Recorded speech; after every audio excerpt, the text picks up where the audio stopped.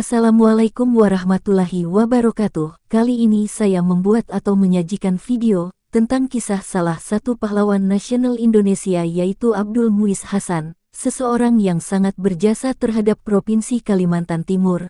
Daripada gagal faham, langsung saja saksikan videonya sampai selesai agar dimengerti dan dipahami lebih baik. Jangan lupa support juga channel saya, agar saya makin semangat dan agar channel saya makin berkembang. Support dengan cara like, komen, subscribe, share. Haji Abdul Muiz Hasan, tanggal 2 Juni tahun 1924 sampai 21 November tahun 2005, adalah seorang tokoh pemuda pergerakan kebangsaan di Samarinda pada masa tahun 1940 sampai tahun 1945, dan pemimpin perjuangan diplomasi politik untuk kemerdekaan Republik Indonesia di wilayah Kalimantan Timur pada masa tahun 1945 sampai tahun 1949. Sejak remaja dia mengikuti aktivitas pergerakan kebangsaan di Samarinda dan belajar masalah politik kepada A.M. Sangaji, dan pada tahun 1940 dia mendirikan Rukun Pemuda Indonesia, Rupindo. Dan dia menjadi seorang ketua. Bersama A.M. Sangaji, dia mendirikan lembaga pendidikan bernama Balai Pengajaran dan Pendidikan Rakyat. Pada tahun 1942, dia bergabung dalam Panitia Persiapan Penyambutan Kemerdekaan Republik Indonesia P3KRI untuk mewujudkan Proklamasi Negara Indonesia di Samarinda tahun 1945 dan mendirikan Ikatan Nasional Indonesia ini cabang Samarinda, yang bertujuan menentang pendudukan Belanda di Samarinda. Setahun setelahnya, tahun 1947, dia menjadi Ketua Front Nasional sebagai koalisi organisasi yang mendukung RI dan menentang federasi yang dibentuk Belanda. Pada akhir 1949, bersama Front Nasional, ia menuntut kepada pemerintah lokal untuk keluar dari Republik Indonesia Serikat RIS dan bergabung dengan RI Yogyakarta. Tuntutannya tercapai dengan berintegrasinya ke Residenan Kalimantan Timur ke wilayah RI pada tanggal 10 April tahun 1950. Dia mengadakan Kongres Rakyat Kaltim pada 1954 untuk menuntut pembentukan Provinsi Kalimantan Timur supaya pembangunan dapat meningkat. Tahun 1956, tuntutan dipenuhi dan tanggal 9 Januari tahun 1957, Kaltim resmi berdiri sebagai provinsi. Tahun 1960 dia menjadi Ketua Komisi Gabungan di DPR Gotong Royong yang bertugas menyelesaikan RUU Pokok Pemerintahan Daerah dan RUU Pokok Agraria. Tahun 1962, dia menjadi Gubernur Kalimantan Timur kedua. Pada tahun 1964, dia mencegah usaha pembakaran Keraton Kutai oleh massa dan tentara suruhan Panglima Kodam 9 Mula Warman. Pada tahun 1966, dia berhenti sebagai gubernur dan dia menjadi pegawai di Departemen Dalam Negeri di Jakarta. Tahun 1968 sampai 1970, dia kembali menjadi anggota DPR RI, mewakili PNI.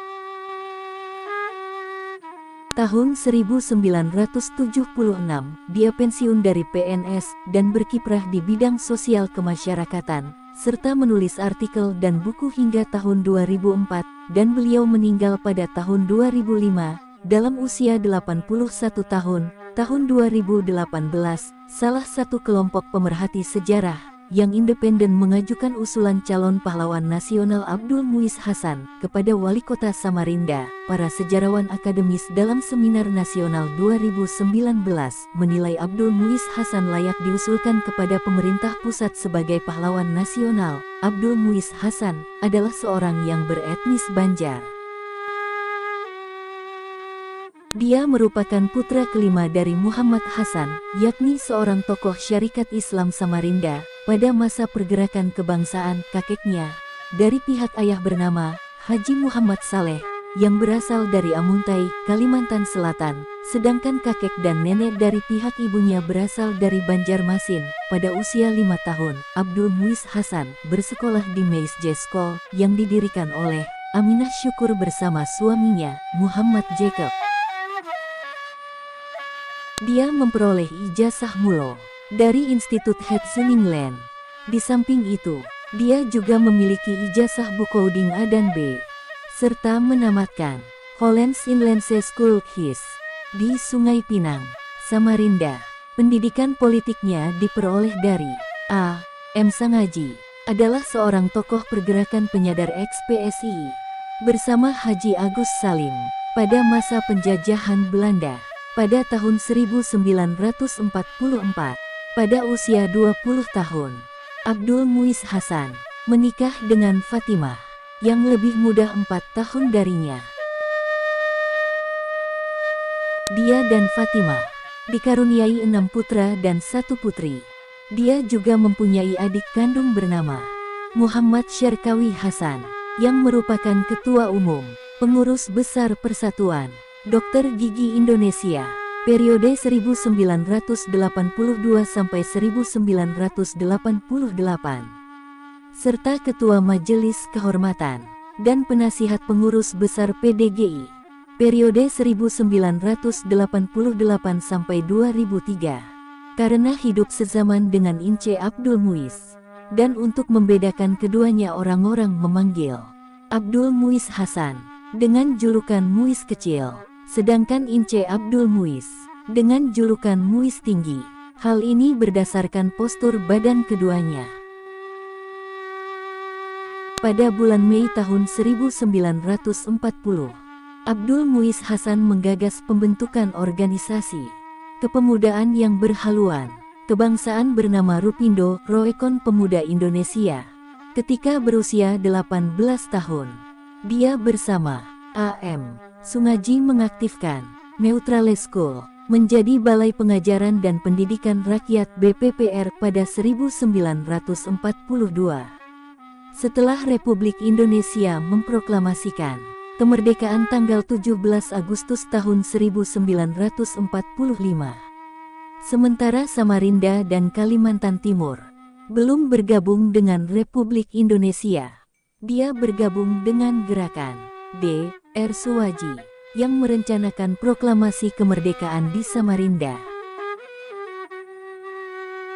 Kemudian, dia berjuang melalui jalur pergerakan diplomasi dalam wadah partai politik lokal bernama Ikatan Nasional Indonesia (INI) dan koalisi organisasi bernama Front Nasional. Tahun 1946 dia mendirikan INI cabang Samarinda.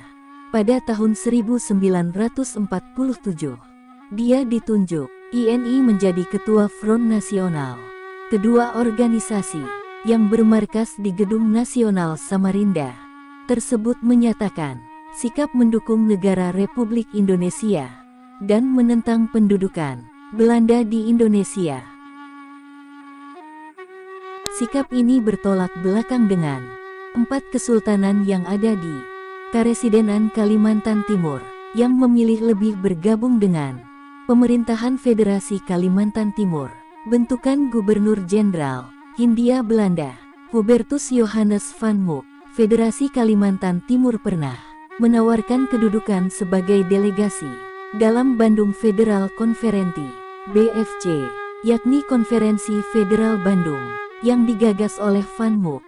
Namun dia menolaknya karena konsekuen dengan sikap politik organisasi perjuangannya yang non-kooperatif atau tidak mau bekerja sama dengan Belanda dan pengikutnya.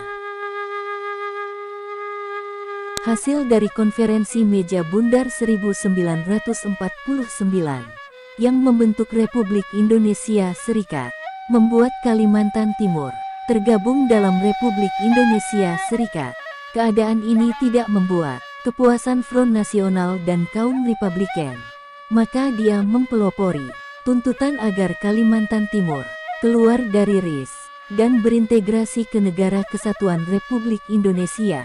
Tuntutan dipenuhi oleh pemerintah Federasi Kalimantan Timur dan pemerintah pusat sehingga pada tanggal 10 April tahun 1950, Kalimantan Timur resmi bergabung ke Republik Indonesia. Bersamaan dengan tuntutan integrasi Kalimantan Timur ke RI, Abdul Muiz Hasan sebagai Ketua Front Nasional gencar mempropagandakan gagasan penghapusan suap raja kesultanan, karena menurutnya, sistem formalisme tidak sesuai lagi dengan perkembangan zaman yang demokratis. Dia pernah menyampaikan hal ini secara langsung kepada Sultan Kutai Kartanegara yang juga disaksikan oleh rakyat ketika Sultan Aji Muhammad Parikesit menyatakan proklamasi persetujuan Kerajaan Kutai Kartanegara bergabung ke Negara Kesatuan Republik Indonesia pada tanggal 23 Januari tahun 1950. Gagasan ini bertujuan agar setiap rakyat mempunyai persamaan hak dalam menempati posisi di birokrasi sesuai kapasitasnya, tanpa diskriminasi, berdasarkan status kebangsawanan. Ide ini terwujud dengan disahkannya Undang-Undang Nomor 27 Tahun 1959 yang menghapuskan status Daerah Istimewa bagi Kesultanan Kutai Kartanegara, Kesultanan Berau, dan Kesultanan Bulungan pada awal tahun 1950. INI Kalimantan Timur melebur ke dalam Partai Nasional Indonesia (PNI). Abdul Muiz Hasan terpilih menjadi Ketua Dewan Pimpinan Daerah Partai Nasional Indonesia, Cabang Kalimantan Timur, pada Februari tahun 1950.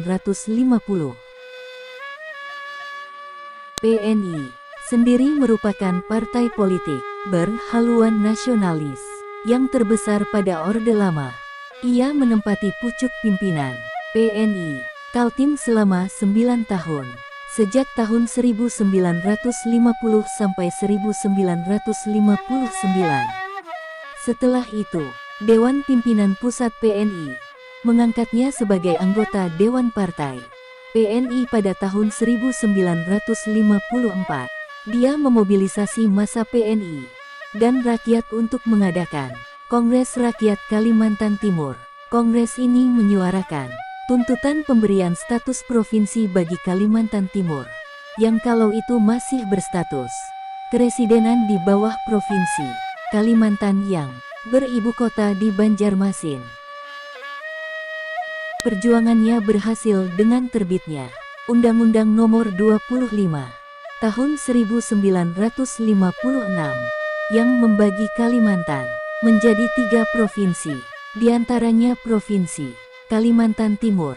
Kalimantan Timur diresmikan sebagai provinsi baru pada tanggal 9 Januari tahun 1957, usai bergabung dengan Republik Indonesia pada tanggal 10 April tahun 1950. Wilayah Kalimantan Timur tetap berstatus karesidenan di bawah Provinsi Kalimantan. Pada tanggal 2 Mei tahun 1950, pemerintah Republik Indonesia menugaskan Abdul Muiz Hasan untuk mengurusi bidang sosial. Jabatan pertama yang diembannya adalah Kepala Kantor Sosial Republik Indonesia, Keresidenan Kaltim, mulai tahun 1950 hingga 1955. Lalu, pada tahun 1955 hingga 1957, dia menjabat Koordinator Sosial. Dan pada tahun 1957 hingga 1960, dia menjabat sebagai Kepala Kantor Inspeksi Sosial Provinsi Kalimantan Timur.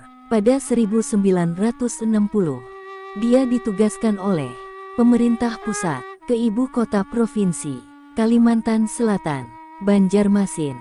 Dia diberi amanat untuk menjabat Kepala Perwakilan Departemen Sosial Provinsi Kalimantan Selatan. Jabatan ini diembannya selama setahun, mulai Februari tahun 1960 hingga 1961. dalam waktu bersamaan dengan jabatannya sebagai Kepala Perwakilan Departemen Sosial Provinsi Kalimantan Selatan. Pada Maret tahun 1960, Abdul Muiz Hasan diusul oleh PNI untuk mewakili Kaltim di Gedung Parlemen Pusat, kalau itu memang tidak ada aturan yang melarang pegawai negeri menjadi anggota atau terlibat dalam partai politik. Dalam masa demokrasi terpimpin itu dia dipilih sebagai anggota DPR gotong royong periode tahun 1960 sampai 1963. Jabatannya adalah Ketua Komisi D yang membidangi Departemen Pertanian dan Agraria, Perindustrian Dasar dan Pertambangan, Perindustrian, dan Distribusi. Kapasitas kepemimpinan Abdul Muiz Hasan di Parlemen Pusat juga teruji dengan dipercayakannya jabatan Ketua Gabungan Komisi kepadanya. Komisi gabungan tersebut bertugas menyelesaikan RUU Pokok Pemerintahan Daerah dan RUU Buku Agraria sampai disahkan menjadi UU. Kiprahnya sebagai anggota DPR RI Orde Lama hanya berlangsung 2 tahun karena pada pertengahan tahun 1962 pemerintah pusat menugaskannya sebagai Gubernur Kalimantan Timur. Pada tanggal 30 Juni tahun 1962, Presiden Soekarno menetapkan Abdul Muiz Hasan sebagai Gubernur Kepala Daerah Tingkat 1 Kalimantan Timur dengan keputusan Presiden nomor 206 M tahun 1962. Kemudian Menteri Dalam Negeri adalah Ipik Gandamana, melantiknya pada tanggal 10 Agustus tahun 1962. Dalam sidang istimewa DPRD Kalimantan Timur, program pertama yang dihasilkannya adalah pendirian Universitas Kalimantan Timur pada tanggal 27 September tahun 1962 yang berubah menjadi Universitas Mula Warman di Samarinda. Pada tahun 1965, walaupun dia yang menggagas penghapusan sistem kesultanan, namun dia tidak membiarkan adanya gerakan radikal yang hendak menghancurkan keraton peninggalan Kesultanan Kutai di Tenggarong. Dia memerintahkan Kepala Kejaksaan Negeri Samarinda untuk mengamankan bangunan keraton tersebut. Dia juga mengirimkan polisi Banjar ke Tenggarong untuk mencegah massa dan tentara suruhan Panglima Kodam 9 Mula Warman, Mayor Jenderal Suharyo Patmodiwiryo, yang hendak membakar keraton Kutai. Pada tahun 1966, sekelompok massa berunjuk rasa menuntut Abdul Muiz Hasan mundur dari jabatan Gubernur Kalimantan Timur. Massa menuduhnya sebagai pengurus Partai Nasional Indonesia yang pro Partai Komunis Indonesia (PKI) yang dituding sebagai pelaku gerakan tanggal 30 September. Tuduhan ini tidak terbukti dan Menteri Dalam Negeri Basuki Rahmat memintanya tetap menjabat gubernur hingga selesai periodenya pada tahun depan, yakni tahun 1967. Namun, dia tetap menyatakan berhenti sebagai gubernur dalam sidang istimewa DPRD Kalimantan Timur pada tanggal 14 September tahun 1966. Dia menyerahkan jabatan Gubernur Kalimantan Timur kepada Menteri Dalam Negeri. Usai pengunduran diri, Mendagri menugaskannya sebagai pegawai Departemen Dalam Negeri dan Ibu Kota Negara, tetapi non-job atau tanpa jabatan. Pada tahun pertama Soeharto resmi menjabat Presiden Republik Indonesia menggantikan Soekarno, tahun 1968, Abdul Muiz Hasan diangkat sebagai anggota MPR mewakili PNI. Keanggotaannya di MPR Orde Baru seolah menegaskan bahwa selama menjadi Gubernur Kalimantan Timur, dia memang tidak terlibat dalam kegiatan politik pro PKI. Dalam hal ini, rezim Orde Baru sangat ketat dalam mengeliminasi orang-orang yang tertuduh PKI dengan hukuman pidana, penjara atau eksekusi mati. Dia bekerja di Gedung Senayan itu selama 2 tahun hingga 1970. Selanjutnya dia ditempatkan sebagai pegawai tinggi di Perbantukan Lembaga Penyelenggaraan Kesejahteraan Pegawai Republik Indonesia tahun 1971 sampai 1976. Untuk kemudian persiapan masuk masa pensiun, Abdul Muiz Hasan pernah mendapat tawaran untuk mendapat jabatan sebagai duta besar di salah satu negara di Amerika Latin, tetapi dia menolaknya. Setelah pensiun sebagai pegawai negeri, pada tahun 1977, Abdul Muiz Hasan aktif dalam bidang sosial dengan mendirikan Yayasan Bina Ruhi Rahayu. Yayasan ini mengadakan pendidikan dan pelatihan, serta memberikan beasiswa bagi pelajar. Dia juga menjadi Ketua Kerukunan Sekeluarga Kalimantan di Jakarta, paguyuban warga Kalimantan Ibu Kota Negara. Ini para pengurus intinya antara lain mantan Ketua PBNU Idam Khalid dan mantan Ketua MUI Hasan Basri. Dia juga menjadi penasehat bagi pengusaha Ghazali Katianda dalam mendirikan perusahaan penyelenggara umroh dan haji ONH Plus pertama di Indonesia. Dan pada tanggal 19 November tahun 2005, Abdul Muiz Hasan beserta istrinya, halal bihalal masyarakat Kaltim yang berdomisili di Jakarta yang diadakan di Gedung Serbaguna, Deplu, dia sempat mengeluh kesulitan buang air kecil dan meminta putranya Taufik Sirajuddin untuk segera membawanya pulang. Taufik berinisiatif membawa ayahnya ke Rumah Sakit Umum Pusat Persahabatan di Rawamangun, Pulau Gadung, Jakarta Timur, tempat dia bekerja. Di instalasi gawat darurat, Taufik melakukan tindakan medis sehingga Abdul Muiz Hasan kembali bisa BAK pada tanggal 21 November tahun 2005. Gangguan buang air kecilnya kembali kambuh, Taufik melakukan tindakan kecil, dan Abdul Muiz Hasan merasa enak kembali, dan Taufik pun pulang ke rumahnya. Pada waktu tengah malam Taufik ditelepon adik perempuannya yang tinggal di rumah Gudang Peluru. Kabarnya, sang ayah tidak sadarkan diri setelah jatuh di kamar mandi, dan Taufik segera tiba, tetapi Abdul Muiz Hasan sudah tidak bernapas lagi, dan wafat dalam usia 81 tahun. Terima kasih telah menonton videonya sampai selesai. Bila ada terdapat kekurangan di dalam video, silakan paparkan di kolom komentar. Sampai jumpa di video berikutnya. Assalamualaikum warahmatullahi wabarakatuh.